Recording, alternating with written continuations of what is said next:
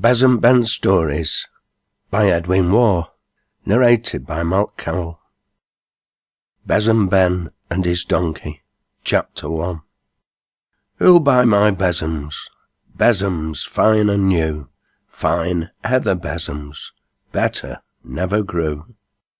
Old Song. It was the rosy time of the year, and the smell of the new hay came from the fields, cheering the heart of man with suggestive sweetness. Nature was swinging her rich censer over the green earth, whilst choral bursts of song gushed heavenward from hill and dale. The fine incense floated upon the sunny air, through little villages and in at the ends of busy towns, telling the pleasant tale of summer and its flowers, and of the ever-returning bounty that laps the earth in blessings. The small bird was beside himself with joy, and the wild flower laughed and clapped its hands with wonder at the tipsy minstrel's lay. The brown moor stood in the meadow at the head of the new-fallen swathe, trolling quaint fits of ballad metre, and wiping the sweat from his forehead, and wetting his scythe again, while the tall grass gave its last tremble in the lazy wind before his coming stroke. Little children were gathering buttercups and daisies in the fields. Poor women in cottage homes chanted snatches of long-forgotten melody over their housework, wondering how they came to mind, and the infant, leaping in his mother's arms, crowed pretty bits of inarticulate chicken music that woke up a burst of loving diminutives from all around. The captive schoolboy fretted at his task as he watched golden bars of sunshine glide across the floor of his prison house, and heard the wild birds sing upon the window-sill outside, and, fidgeting upon his hot seat, he whispered slyly to his mates about nuts and nests and wicken whistles, and little rivers where jack-sharks were at play in the cool water. The pale workman yawned and stretched his arms, and opening his dusty lattice he gazed wistfully into the sunny air, and as his mind wandered away over unseen landscapes, he sighed for a free stroll through the leafy woods. It had been market day in the town of Rochdale, and the central park was still busy with loitering crowds of folk. A few loungers leaned upon the stone bridge, dreamily watching the river as it shimmered goldenly away to westward, under the trees in front of the orchard, where the ancient manor-house stands, retired from the neighbouring bustle in its hem-bowered nook. But up in the old quarter, where the cow fair was held, near the venerable parish church, quietness was creeping over the scene, though a few cattle dealers still lingered upon the ground at the alehouse doors, chattering and putting the god's penny from hand to hand over some late bargain, and lowing kine were wending slowly away from the streets, leaving behind them a smell that told of cribs where oxen lie.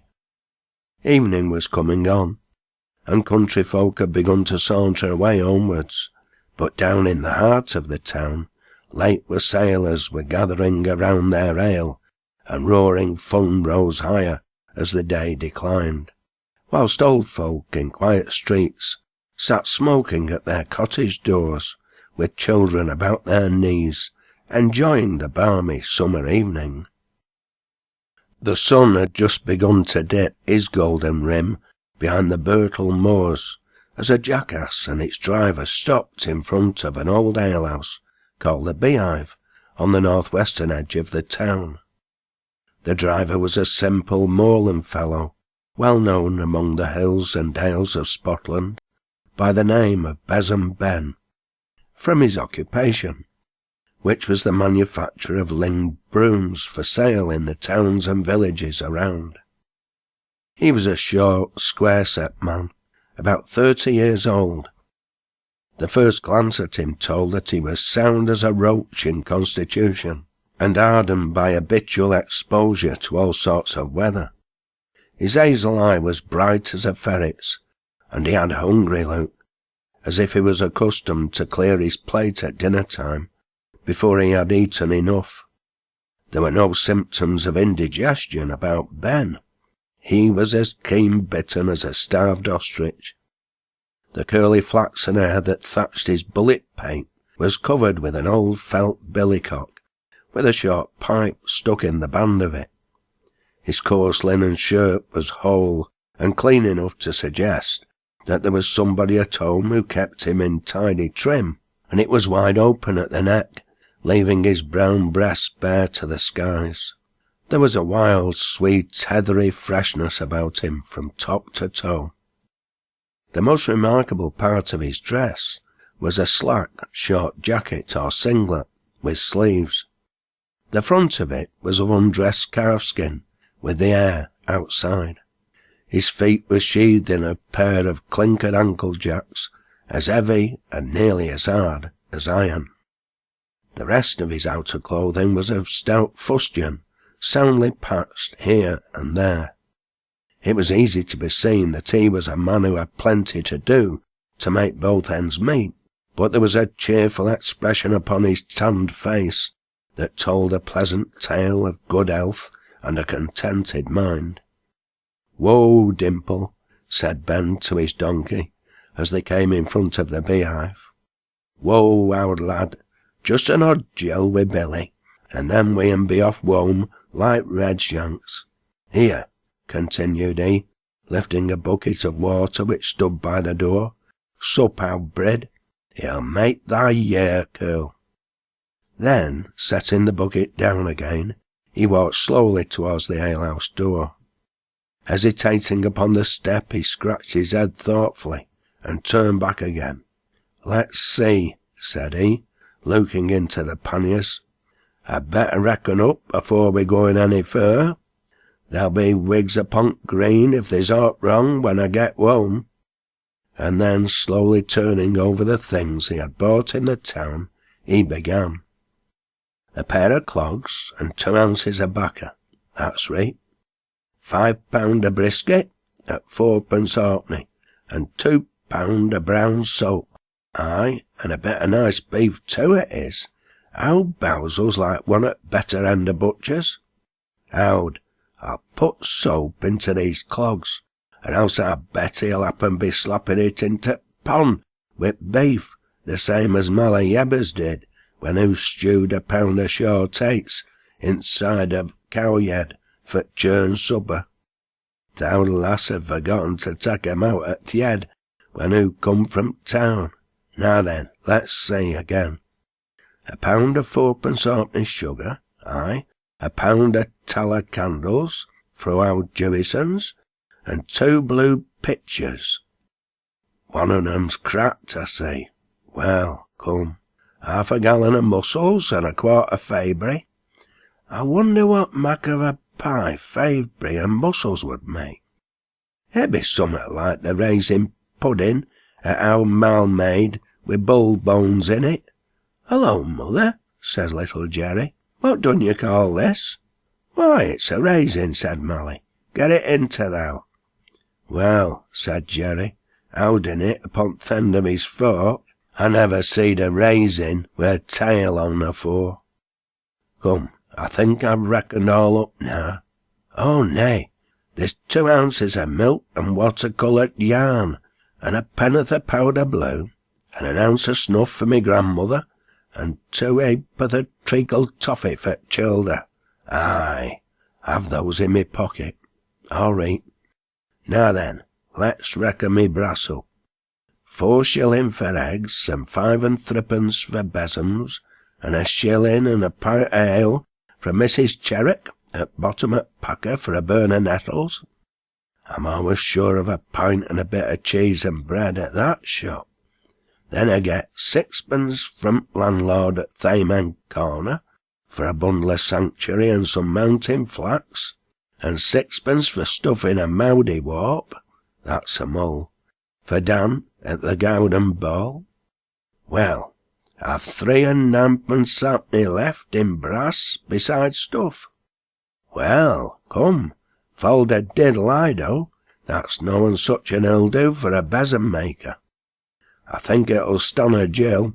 Come, Dimple, said he, laying hold of the donkey's bridle.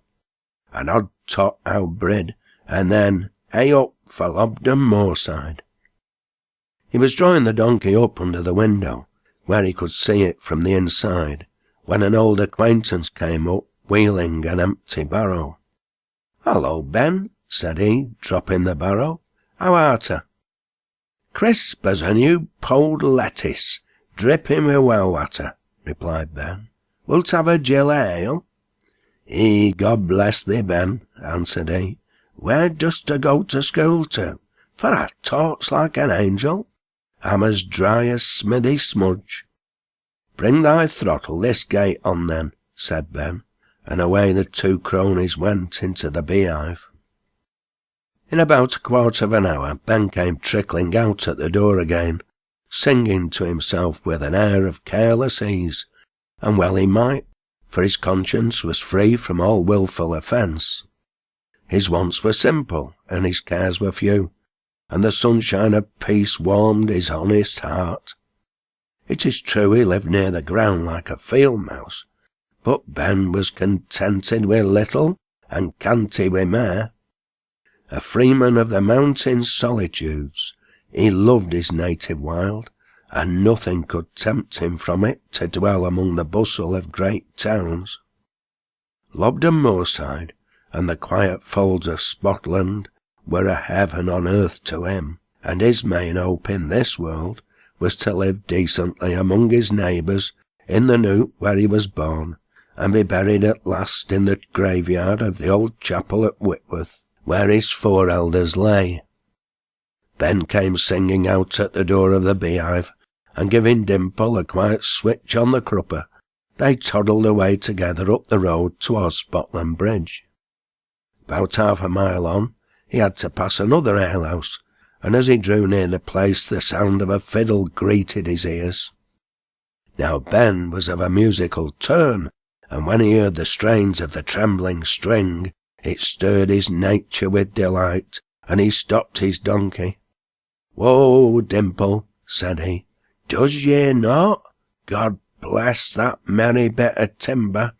I've a good mind to have another gel, just for a finisher." But whilst he stood looking up at the sign, a woman at a cottage door behind him screamed to her child, which was playing in the street, "Hey, Wilter, do if thou dare." The voice startled Ben.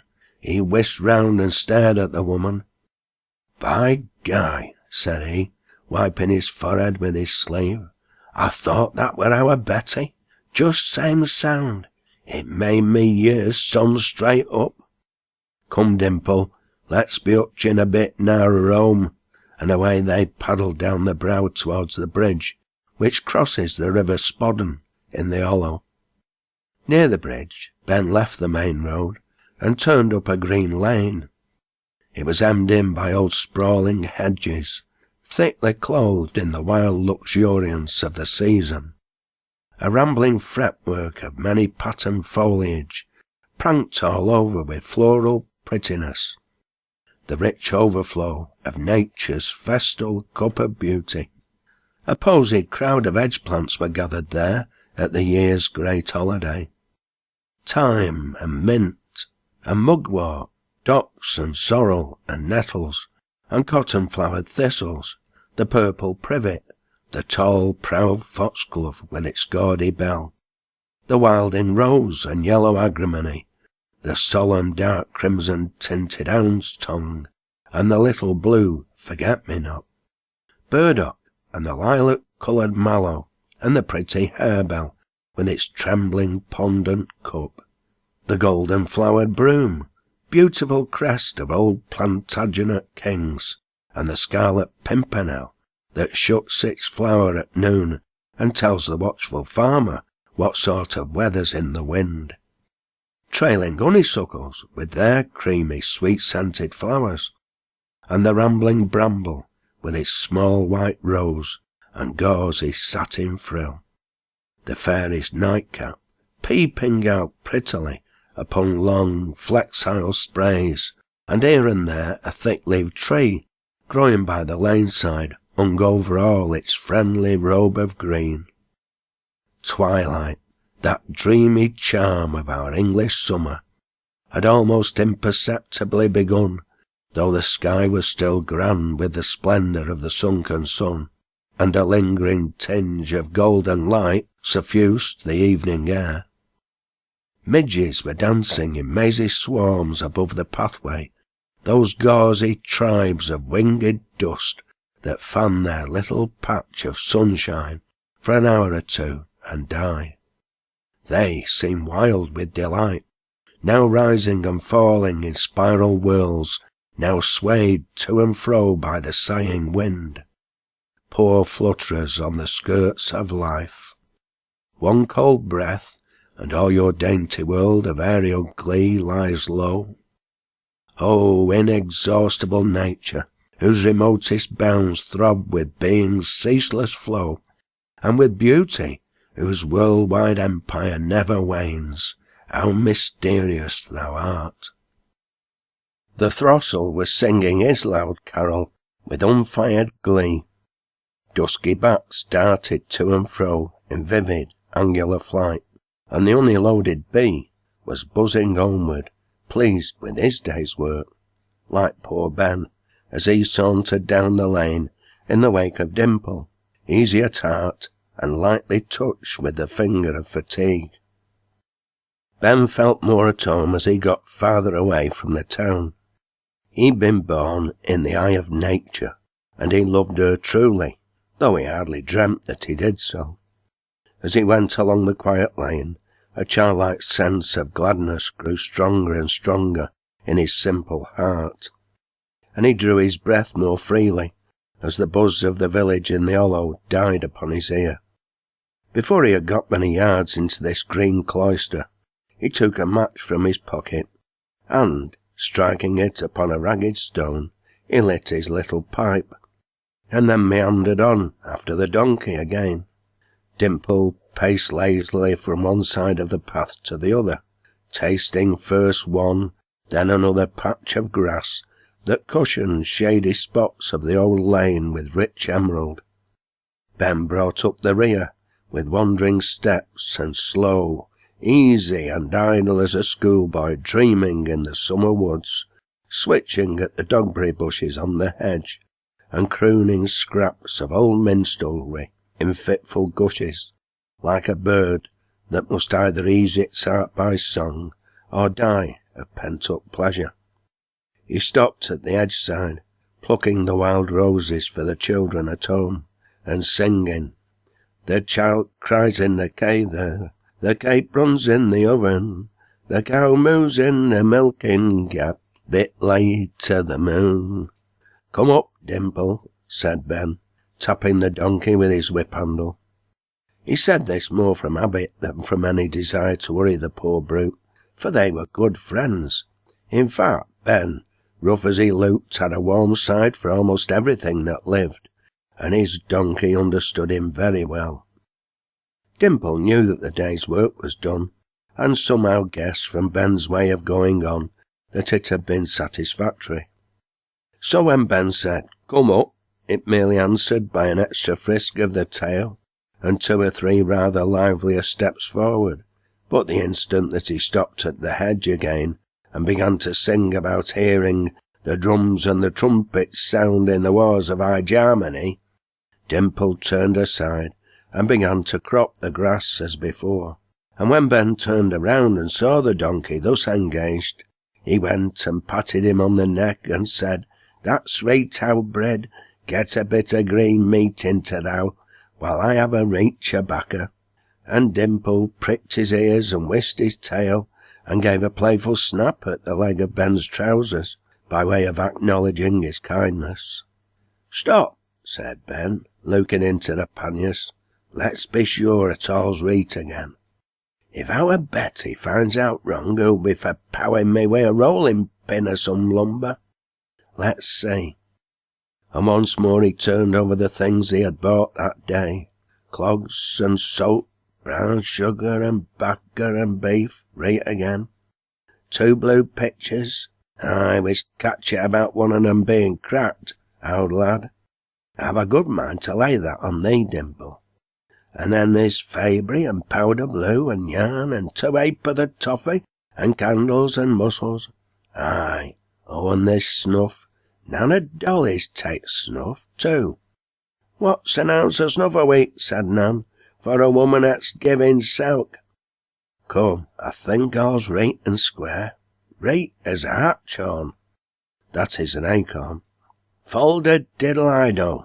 Now then, a dar-face aught there is upon Lobden Moor this night. That is, if it'll come in daytime, and it belongs this world. So red and rosy was her lips, so curly were her hair, and sparkling was those robes of gold, which my true love did wear. Get some of that grass into thou, Dimple. Then he sat down upon the edge and charged his pipe again. Come, said he, leaning his elbow on his knees and looking dreamily at Dimple's panniers. That's been a fair do to-day. Our Betty's laid in for a week or so. We had meat and potatoes too. Me feyther used to call 'em Irish grapes. That bit of brisket looks nice. I'm partial to butcher's chops, but they rather above my cup for regular eating. I wish they were about 2pence a pound. We'd either have lobscouse or a beef ball every day. Come, never mind. There'll be broth tomorrow.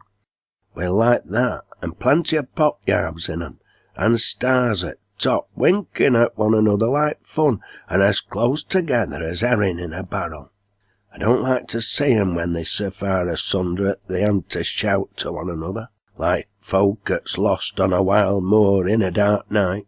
And then we han have a suet dumpling too beside.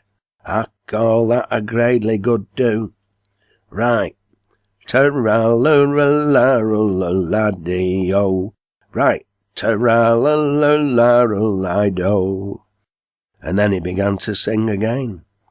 They brought me up a mutton pie, I liked it well, I liked it well. They brought me up a mutton pie, I can both sing and say. They brought me up a mutton pie, with inside wet and outside dry. And it's nay, nor never will I live, when they ony more bring it me, oh. Come, Dimple, hast to had enough of that salad. Now then, come up. They'll have it dark afore we get 'em home. Howd a minute, continued Ben, sticking a wild rose into his buttonhole and fastening another at the head of the donkey's bridle. Let's put a bit of holiday tuft into thy clothes. There, cried Ben, retiring a yard or two to get a better look. There, Howd, lad, thou looks as fine as a foo at a fair, with that to thy head. Bonny all o'er, like Marl and Banner, said Malathatchus. I'll get thee in for a prize when Witteth rush bearing comes. Now then, let's be going. Stir those legs. Play for Lobden as well as they can. For'ard, Thomas, said Johnny. The bull's coming. Dimple began to move slowly along the lane again, and Ben followed, arranging the flowers in his buttonhole, chanting as he went.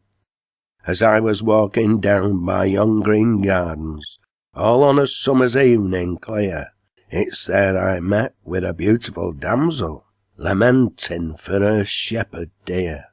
And it's nevermore with my love I'll wander, with pleasure for to rest mysel and view the land.